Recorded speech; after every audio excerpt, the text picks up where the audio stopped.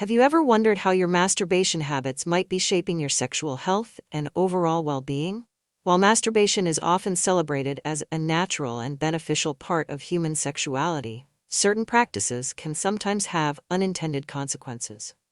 It's an intimate and private act that offers numerous benefits, from relieving stress to improving sleep quality.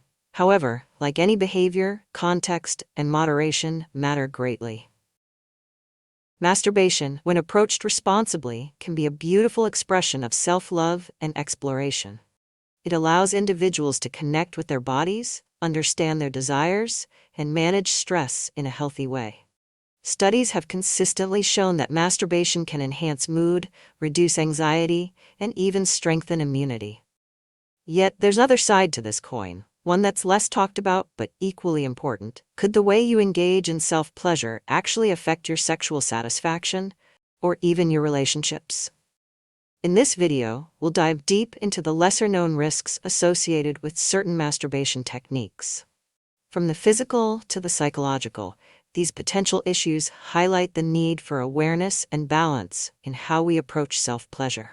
By understanding these dynamics, you can make informed choices that nurture your sexual health and relationships. If you haven't joined our community yet, I invite you to hit the subscribe button and turn on the notification bell so you're always up to date with our latest content. I'd love to hear your thoughts on today's discussion. If you find this content helpful, drop a 1 in the comments below. If it doesn't quite resonate with you, leave a 0. Your feedback is invaluable. It helps me craft videos that better suit your interests and needs. Now, let's dive right in. Traumatic masturbation syndrome, commonly abbreviated as TMS, is a term that might sound alarming at first, yet it sheds light on an issue many people experience without realizing. Coined in 1998 by Dr. Lawrence Sank, TMS refers to the physical and psychological consequences of masturbatory habits performed in certain ways over time. While masturbation is a natural act of self-pleasure, how it is performed can sometimes lead to unintended negative outcomes. For those unaware of the subtle impact their habits might have, TMS serves as an important concept to understand. Its core, TMS is associated with a specific masturbation technique, lying face down in a prone position. This approach often involves pressing the pelvis or genitals against a hard surface such as a bed, pillow, or even the floor. While this method might provide intense stimulation, it carries a hidden cost. The repeated pressure and friction in this position can desensitize the nerve endings in the genital area over time, reducing sensitivity. Many who engage in prone masturbation find themselves requiring more stimulation to achieve orgasm, which can gradually disrupt their sexual responsiveness in other settings. One of the most concerning effects of TMS is its impact on sexual satisfaction. Individuals who rely on this technique may experience difficulty achieving orgasm with a partner, even when they feel aroused. This disconnect often arises because the specific stimulation provided by prone masturbation cannot be replicated during partnered sexual activity. Over time, this mismatch can lead to frustration, decreased sexual confidence, and even strain on relationships. In some cases, TMS is linked to erectile dysfunction. This connection might seem surprising, but the explanation is straightforward. The body adapts to the intense and isolated stimulation provided by prone masturbation. When it comes to sexual encounters with a partner, where stimulation is more varied and often less intense, the same level of arousal becomes harder to achieve. This habituation effect creates a cycle where the individual increasingly relies on their masturbatory technique for satisfaction, further deepening the issue. The challenges of TMS extend beyond physical effects. Psychologically, individuals may feel embarrassment or confusion when they struggle to perform or enjoy partnered sexual activity. This can lead to anxiety or avoidance behaviors, which only exacerbate the problem. It's important to note that TMS is not an irreversible condition. Awareness is the first step toward change, and small, consistent adjustments to habits can have a significant positive impact. Research has begun to shed more light on this condition, albeit in limited studies. One such study, involving 2,600 men, explored how certain masturbatory habits correlated with premature ejaculation and other sexual difficulties. The findings highlighted a significant association between prone masturbation and the issues described above. While more extensive research is needed to fully understand the prevalence and mechanisms of TMS, these insights underscore the importance of recognizing and addressing problematic patterns. For anyone concerned about TMS, the solution is not to eliminate masturbation altogether, but to reassess how it is practiced. Simple changes, like experimenting with different positions or incorporating more varied sensations, can help rewire the body's response. Incorporating lubrication can also reduce friction and provide a gentler, more adaptable form of stimulation. The goal is to move away from patterns that create dependency on a single intense method of stimulation. As we explore TMS further, it's worth noting that prone masturbation is not the only behavior that can lead to such challenges. Other habits, such as using excessive grip or relying exclusively on visual stimuli like pornography, can also affect sensitivity and responsiveness over time. These patterns, while distinct, share a common thread. They create a specific kind of stimulation that the body becomes accustomed to, making other forms of pleasure less effective. Having delved into the nuances of TMS and its effects, it's time to examine another critical factor in masturbation-related challenges: the death grip and personalized behaviors. In the next section, we'll explore how these habits can impact not only physical pleasure, but also emotional intimacy, offering further insights into achieving balance and harmony in sexual health. Imagine a situation where something that once brought immense pleasure starts to feel less satisfying. For many, this is the silent reality of the death grip. Though the term may sound dramatic, it refers to the excessive pressure applied to the penis during masturbation, leading to a host of physical and psychological challenges. Unlike its alarming name, the death grip is a common yet under-discussed habit, deeply rooted in how individuals seek intense stimulation. The defining characteristic of the death grip is the use of significant force or pressure during masturbation. This technique creates a unique and heightened form of stimulation that, over time, the body begins to associate with sexual satisfaction. While this might feel satisfying in the moment, it often comes at a long-term cost. The intense grip and friction can desensitize nerve endings, making it increasingly difficult to achieve the same level of pleasure through less forceful means.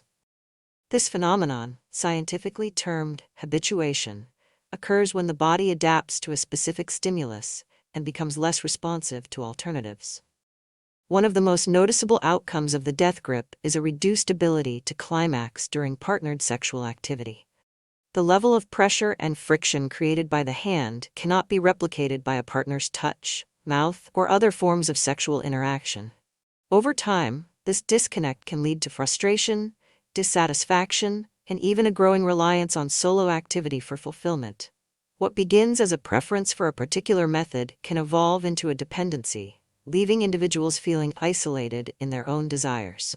Beyond physical challenges, the death grip also introduces emotional and relational complexities. Many individuals struggle with embarrassment or confusion when they find it difficult to reach orgasm with a partner.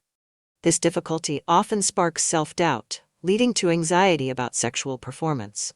When left unaddressed, these feelings can create a barrier to intimacy, leaving both partners feeling disconnected. Open communication is crucial in these moments, as understanding and support from a partner can alleviate much of the shame associated with these experiences. A related factor contributing to sexual challenges is the broader context of idiosyncratic masturbation habits. These personalized routines often include not only the death grip, but also specific techniques, speeds, positions, or even the exclusive use of certain tools or stimuli. While these methods may enhance pleasure during solo activity, they can set unrealistic standards for partnered sex. For example, individuals who rely on a specific position or object may find themselves unable to replicate the same sensation with a partner, further deepening the divide between solo and shared intimacy. Studies have begun to document the prevalence and impact of these behaviors. One notable study involving 500 men with delayed ejaculation revealed that 37% of participants attributed their difficulty to idiosyncratic masturbation practices. This finding underscores the broader implications of personal habits on sexual health. It's not just about the physical act, it's about how these practices shape expectations and responses, both in solo and partnered settings. The implications of the death grip and idiosyncratic habits extend far beyond the bedroom. Over time, these behaviors can erode confidence and create a sense of isolation. It's not uncommon for individuals to feel as though they are broken or incapable of experiencing pleasure in conventional ways. However, it's essential to recognize that these patterns are learned, and therefore can be unlearned. Awareness is the first step in this process, followed by intentional efforts to break free from rigid habits. For those seeking change, the solution lies in exploring alternative approaches to self-pleasure. Reducing the intensity of grip and experimenting with different techniques can help retrain the body to respond to gentler stimulation. Incorporating lubricants can also provide a more natural and varied sensation, mimicking the experience of partnered intimacy. Over time, these adjustments can restore sensitivity and foster a more balanced approach to sexual pleasure. As we explore these challenges, it's clear that the death grip and personalized habits represent only one part of the puzzle. There are other behaviors, such as over-reliance on pornography or risky physical techniques, that can similarly impact sexual health. By broadening the scope of our understanding, we can uncover even more ways to nurture a fulfilling and satisfying sexual life. Having unpacked the impact of the death grip and personal habits, it's time to turn our attention to another critical aspect: the risks associated with unsafe masturbation techniques. In the next section, we'll explore how certain practices can lead to physical harm and offer guidance on building safer, healthier habits. If you're still watching this video and find these lessons useful, please comment number 1 below to let me know that you are still watching this video with me. While masturbation is generally considered a safe and healthy form of sexual expression, certain techniques can introduce serious risks. These risks are not often discussed, leaving many unaware of the potential harm caused by unsafe practices. When individuals push the boundaries of safety in pursuit of heightened sensations, they may inadvertently put themselves at risk of physical injury, some of which can have lasting consequences. One of the most dangerous practices involves bending the penis while it is erect. This action can lead to what is medically known as a penile fracture. Despite its name, the penis does not contain bones. Instead, the fracture occurs when the fibrous sheath surrounding the erectile tissue, known as the tunica albuginea, tears due to excessive force or bending. The result is often an audible popping sound, followed by immediate pain, swelling, and bruising. A penile fracture is a medical emergency requiring immediate surgical intervention to prevent long-term complications, including permanent curvature, erectile dysfunction, or scarring. Another hazardous practice involves applying excessive pressure to the penis, especially when it is not fully erect. This can cause microtears in the tissue, leading to cumulative damage over time. These microtears, while not immediately noticeable, can result in the formation of scar tissue. As scar tissue builds up, it can cause a condition known as Peyronie's disease, where the penis develops an abnormal curve during erection. Severe cases of Peyronie's disease can make sexual activity painful or even impossible, profoundly impacting an individual's sexual and emotional well-being. The risks of unsafe techniques are not limited to these two examples. Engaging in practices that involve hard surfaces or intense friction without lubrication can also lead to significant damage. Prolonged exposure to such stimulation can desensitize the nerve endings in the genital area, reducing sensitivity and making it difficult to experience pleasure during future sexual encounters. This type of nerve damage may not be reversible and can leave individuals feeling frustrated and disconnected from their sexual satisfaction. One lesser-known, but equally significant danger is the use of inappropriate objects or devices during masturbation. Items not designed for intimate use can introduce risks, such as cuts, abrasions, or infections. Even seemingly harmless objects can pose significant hazards if they create excessive pressure or friction. Additionally, using devices or objects without proper cleaning can increase the risk of introducing bacteria or other pathogens, leading to infections that may require medical treatment. To minimize these risks, it's crucial to prioritize safety and mindfulness during self-pleasure. Avoid techniques that rely on excessive force or unnatural bending, and be cautious about the use of objects or tools that are not explicitly designed for intimate use. If discomfort or pain occurs during or after masturbation, it's a clear signal to stop and reassess your methods. Pain is the body's way of signaling harm, and ignoring these warnings can lead to long-term damage. Understanding these risks is only the first step. The next involves adopting safer and healthier alternatives that enhance pleasure without jeopardizing your well-being. Exploring the use of lubricants, for example, can reduce friction and provide a smoother, more enjoyable experience. Additionally, experimenting with different positions or techniques can help broaden your comfort zone while keeping safety in mind. By focusing on variety and balance, you can maintain a satisfying sexual experience without resorting to harmful practices. Now that we've explored the risks associated with unsafe masturbation techniques, let's shift our focus to practical solutions. In the next section, we'll delve into effective strategies for adjusting habits and finding healthier ways to experience self-pleasure.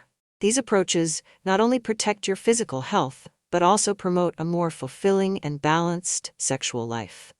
Making intentional changes to your masturbation habits can be a powerful step toward improving both your physical and emotional sexual health.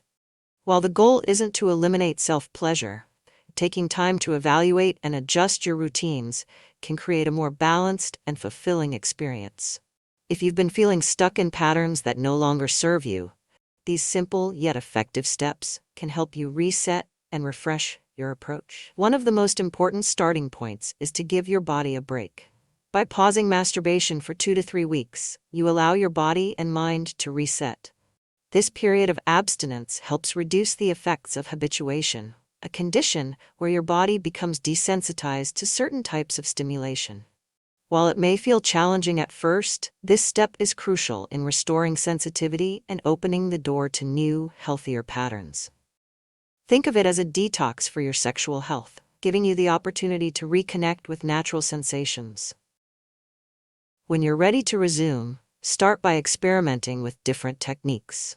Using a quality lubricant can make a significant difference, reducing friction and creating a more gentle and varied sensation. Lubricants mimic the natural lubrication experience during partnered sex, helping to rewire your body's response to stimulation. Whether you're trying water-based or silicone-based options, incorporating this simple change can elevate your experience while promoting sensitivity and comfort. Another key adjustment involves rethinking the use of devices or tools that may contribute to overstimulation. While certain objects can enhance pleasure, relying on them exclusively can limit your ability to adapt to other forms of touch. By gradually reducing your dependence on such items, you encourage your body to respond to a broader range of sensations. Similarly, cutting back on the consumption of pornographic material can play an essential role in resetting your arousal patterns. Overexposure to visual stimuli often creates unrealistic expectations, making it harder to connect with real-life intimacy. Instead, focus on cultivating internal fantasies that allow your mind to engage creatively and naturally. Shifting your mindset about masturbation is just as important as changing the physical aspects. Treat this practice as an opportunity to explore your body in a way that prioritizes mindfulness and self-care. Pay attention to how your body feels and respond to those sensations with curiosity rather than judgment. Taking this approach can transform masturbation from a habitual act into a meaningful form of self-expression and relaxation. By embracing these changes, you can create a healthier and more satisfying relationship with self-pleasure. The adjustments may feel small, but their cumulative impact can be transformative, offering renewed confidence and a stronger sense of connection to your sexual health. With a foundation of practical steps to reset and enhance your habits, let's explore deeper, long-term strategies for improving your sexual wellness. In the next section, we'll focus on practices that encourage emotional intimacy, as well as when to seek professional support for more complex challenges. Developing a healthier relationship with your sexual habits often requires more than immediate adjustments. Long-term success lies in cultivating practices that foster emotional intimacy and seeking professional support when needed. By combining mindful techniques with expert guidance, you can create a solid foundation for sustained sexual wellness and satisfaction. One transformative approach to improving intimacy is the practice of sensate focus. Originally developed as a therapeutic technique for couples, sensate focus encourages partners to explore physical touch without the pressure of performance or the expectation of penetrative sex. This practice focuses on reconnecting with the sensations of touch and creating a safe, judgment-free environment. By emphasizing the experience of mutual pleasure, sensate focus allows couples to rediscover intimacy, building trust and emotional connection in the process. Whether you're rebuilding after difficulties or simply enhancing your relationship, this technique offers a profound way to strengthen your bond. In addition to personal practices, seeking professional support can provide invaluable insights into your sexual health. Consulting with a specialist such as a sex therapist or urologist can help address deeper concerns that may not be resolved through self-guided changes alone. These experts can offer tailored advice and treatments based on your specific needs, whether you're managing physical conditions like reduced sensitivity or exploring emotional factors that affect your sexual experiences. Engaging with a professional isn't a sign of failure. It's a proactive step toward understanding and improving your well-being. Beyond clinical help, building a network of support can make a significant difference. Joining a community or support group focused on sexual health can provide a space to share experiences, exchange advice, and reduce feelings of isolation. Sometimes, hearing others' stories can inspire you to overcome challenges and adopt healthier habits. These communities are often judgment-free and welcoming, offering a sense of camaraderie and understanding. Incorporating healthier habits into your daily routine is another essential aspect of long-term success. Regular exercise, a balanced diet, and stress management techniques like meditation or yoga can improve your overall sexual health. Physical wellness is intricately connected to sexual satisfaction, and taking care of your body paves the way for enhanced experiences. Small lifestyle changes like prioritizing sleep or reducing alcohol intake can also have a profound impact on your sexual vitality.